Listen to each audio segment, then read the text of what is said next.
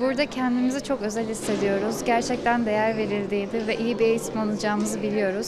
Rektörümüz başta olmak üzere öğretmenlerimiz ve arkadaşlarımızla bunu devam ettirebileceğimize olan inancımız tam.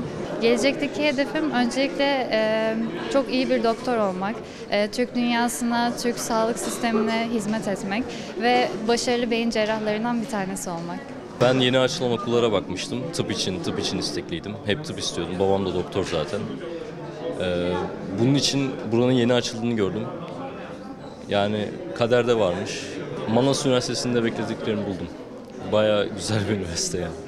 Yani ilk hedefim tabii önce Kırgızca, sonra belki Rusça, sonra tabii tıp fakültesinden mezun olmak ve ülkeme, Kırgızistan'a, Türkiye'ye faydalı bir doktor olmak.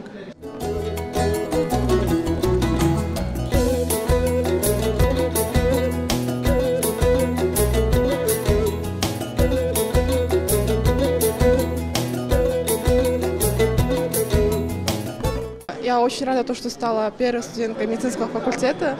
Университет МАНАС, он очень хороший университет, входит в топ лучших университетов. Я очень рада учиться здесь. МАНАС университетinde азырынча жакшы ойдом. Медицинасы өзү МАНАС университети дүйнөдө топ университеттердин катарына кирген үчүн тапшыргам. Медицинасы да күчтүү болсо керек деп. Азырынча максатым күчтүү врач болуу.